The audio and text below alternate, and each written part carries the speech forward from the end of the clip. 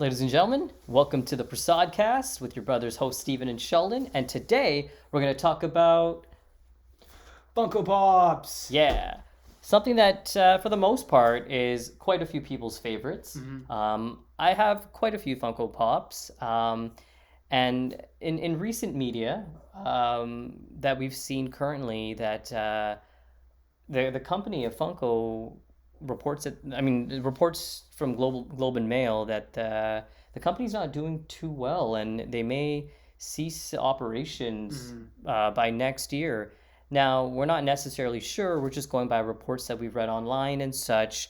And according to the Globe and Mail, that there's been a net loss of approximately 1 million, a drop from 8.94 million, which was the profit, I guess, from last year. Net sales were above 250 million, but that's a 14% year by year decline from 290 million. But despite these losses, the adjusted profits actually beat the estimates that were actually given, which is a good sign for this for stock prices. The only thing about that, however, is that regardless of hearing that, I guess the leaders of Funko Pop, say they may cease to exist by next year, and I think the reasons being cited are, a decrease in demand. Certain taxes of sorts have taken over, which is increasing the prices on them. And there's also, I guess, retailer inventory challenges that are causing a bit of an issue as well. So, it's a shock to hear, and I'm not necessarily sure, if Funko is actually headed in that direction. I hope not, but that's what the reports that are slowly kind of coming out as of late. What are your thoughts?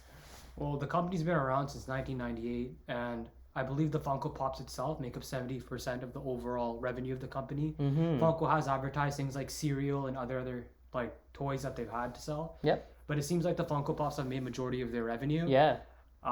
They have to buy licensings for these Funko Pops, but you have to pre-predict which characters are going to do well, right? So you have to keep in touch with urban media and up-to-date media to see which of these, like Avengers or Star Wars. I know Star Wars has been a pinnacle for them, but I believe that in 2007 is when the company first went public.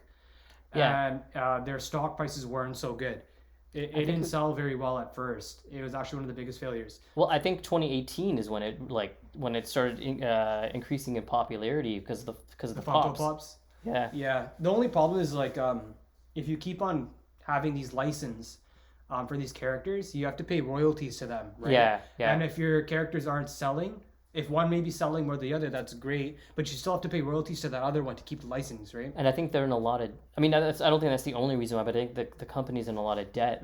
It's one of the biggest media franchises, I think, because it has such a arsenal of characters. I love it. I love it. I love that about it. But Yeah. at the same time, in order to keep up, you have to make sure that those characters keep making money. Yeah. Right? Yeah. Exactly.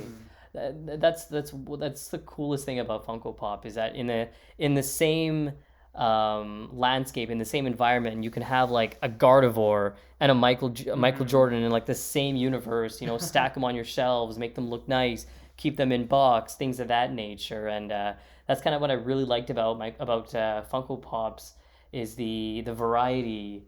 The inclusion of so many different media franchises kind of all in one universe, and that's what I really really like about Funko Pops. I'm not the biggest collector, but hearing this sort of news is it's kind of sad at the end of the day. But let's hope the best for Funko, and hope they can overcome these obstacles and such. They just recently, I think, dropped a trailer, or if not, the game already came out for Funko Pops with all crazy sorts of other characters that are within the game. Yeah. I'm not sure how well the game is sold or how pre-orders went. Yeah. But it seems like if you just have too much of modern media, you really have to keep up with your numbers too. Like, for example, one company that does so well with such a mixture of medias is Fortnite, right? They're such an elite seller in the video game industry, and they have almost every sort of modern media that you can think of, from rappers to TV shows to Marvel and everything, right? But That's right. for a company that only sells things like toys, where you can't make as many microtransactions out of it just by selling one product, it seems like it's been hard for them to keep up, even though it's such a loved industry. Right? Such a loved industry, yeah. You know, for those that know us, we're obviously big on Pokemon, and obviously we're talking about Funko Pop specifically right now. So we do have a Funko Pop that we would like to open up today. Boom, Blaziken. One of your favorites. Yeah, he's cool. Will you do the honors? Sure.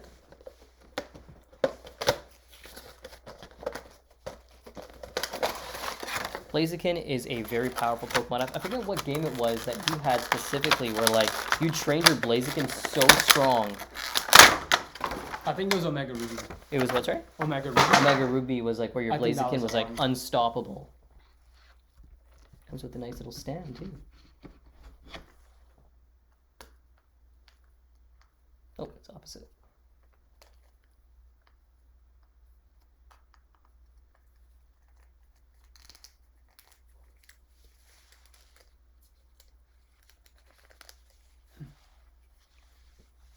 That's a beautiful looking Blaziken right over there for everybody's viewing pleasure.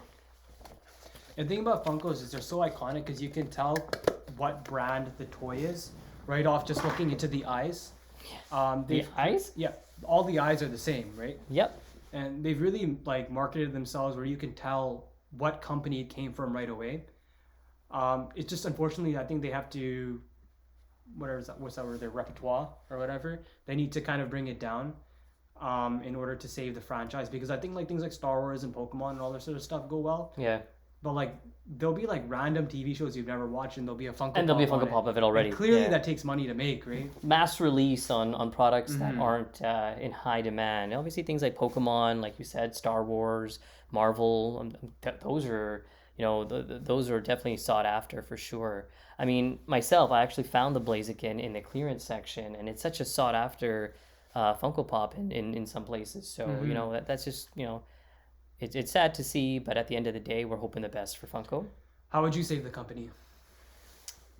Kind of what you said before. Just focus on those niches that everybody likes to collect. You know, in our case, Pokemon, as you can see, seems to be high in demand on our side. You know, sports, Funko Pops, and they do have quite a variety of those. I think it's just the aspect of, like you said, they may be mass producing ones that aren't as popular. So maybe that can, you dial back on those a little bit to cut your costs a little bit more, and then just focus on those products that everybody wants at the end of the day.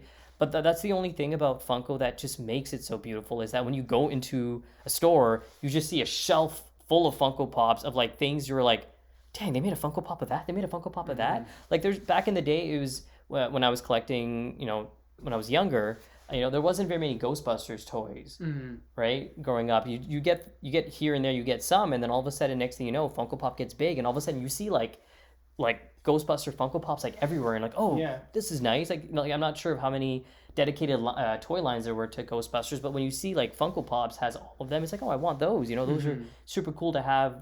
You know, that nostalgia, obviously, but then now you actually have a dedicated toy line to those, to some of those. You know, the pop culture that you grew up watching, but didn't have any way of either commemorating it or recreating it. But having something like Funko Pops doing that, you know, kind of, it's a nice feeling. I think it's like a blessing and a curse, right? Because then you create that snowball effect of thinking you're getting a Funko Pop for like every character you see on modern media, and chances are that's probably gonna happen. But at the same time, like if it's only like 100 people that are interested in buying this one figure, I mean, and you're making like maybe thousands of them to sell. I think the thing about that though is I think when the world shut down in 2020, you know, people for the most part, they were either at home or had a little bit of extra cash flow, so they're like, hey, you know, let's get into that's around the time where a lot of collectors are like, hey, let's start collecting a bunch of things. I know I collected quite a few things during that period. And I think that's what kind of opened the doors for more people to be like, I want Funko Pops. So, you know, there was a mass, you know, increase in sales, I would assume, with Funko Pops during the world being shut down in 2020, and you know that created that floodgate. Like, hey, you know, maybe if we push these Funko Pops as well from this specific media or from this specific media, you know, people started buying it, and that's kind of what maybe caused that influx. But at the end of the day, I think people are more now looking a little bit more at their wallets and what they can afford and what they can't. And they're like, well, like I used to be able to buy maybe 3 or 4 of these Funko Pops, but maybe I'll just stick to one. Stick to one. So at the end of the day, maybe it's about time that you start pushing the ones that you know are very popular and maybe shelving plans for the ones that you may not be able to sell as much. Yeah, the manufacturing cost probably comes into it too, and shipping it out. Because when you feel a Funko Pop, it does feel like quality. The It paint does feel feels like good. quality. The plastic feels nice. The details are really, really good. Absolutely. So Now, in contrast to Funko, something that soared in popularity quite recently, actually, are, as you've seen on our channel, we do reveals for them for our stacks. That is Pokemon cards, which soared in popularity, especially the beginning of the year. The prismatic evolutions when it came out, it took off to a point where there was high demand but low supply. Which causes obviously shortages in inventory, in which case prices will go up. Another reason for that though is because they included Eevee, obviously, which is a very popular Pokemon, and with Eevee comes its evolutions. In my case, one of my favorites is Glaceon, as you can see, but a very sought after card was the Prismatic Evolutions Umbreon, which was very, very popular, and it was a chase card. People are going crazy to try and at least get the ability to open up that card by buying a bunch of Prismatic Evolution packs. You've seen the videos, Costco lineups and Walmart and things of that nature, that caused a higher demand for Pokemon cards, to a point where back in the day you'd go to a grocery store, $5.99, $6.99, whatever. Sure. After your taxes, maybe $7 something. Why not? Now it's like you go to any store and it's like that's no longer the case. You're looking at either double or triple the price now for certain Pokemon cards, packs and booster packs and such. Another thing that I think that I would assume, and we do it ourselves, is social media hyped up these Pokemon cards as well. Us doing reveals, we're not the only ones that do it, as you have seen yourselves. Everybody will rip open a stack every now and then and hope to reveal something nice, and that's just how it is when it comes to the realm of Pokemon cards. What are your thoughts on Pokemon cards? Yeah. Like honestly, these things have kind of become like stocks at some point. Yeah. Like it's not even like you're opening up like a pack of cards. It's like you're opening up a lottery ticket at some point. You can get a lot of money out of these things. I think the community has become a little bit off-putting. I've seen a lot of videos of people like doing some pretty shady things with Pokemon cards and all these sort of things. But I think the best collectors are the ones that like to have fun with it and really appreciate the art. And the money aspect of it isn't everything, even though I would like to get lucky and pull a really big card. Absolutely. Speaking of getting a good card, let's maybe reveal some of the 2 stacks that we have currently. So we got Japanese Stellar, I think it's called Stellar. I think it's a Stellar. Yep.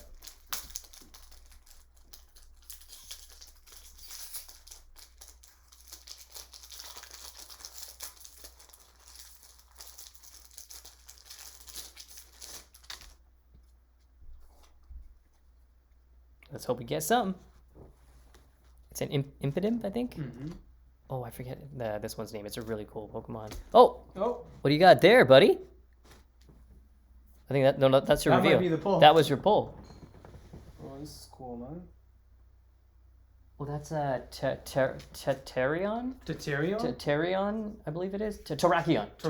It's one of the Guardians. Let's give it one more quick look. That is beautiful. Japanese Terrakion right over there. We also are going to be opening up before you show.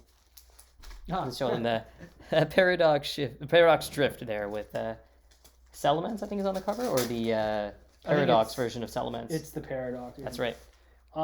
You can do the honors for this one, man. Oh, this is Gardevoir's Paradox for the futuristic version. Iron Veil or something? I can't remember what. Did you like the futuristic and past evolution stuff? It's pretty cool. It was a cool concept. It was honestly a cool concept to have. Like that evolution, right? Yeah, absolutely. That was one of the cooler parts of Scarlet and Violet, but I think that wasn't the saving grace of that game, though. However,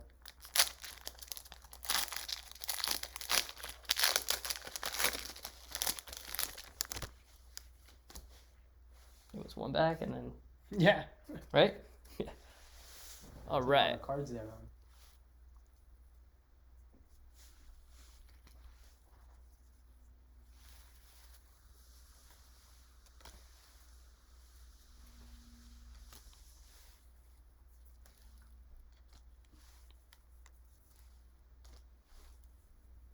Not bad.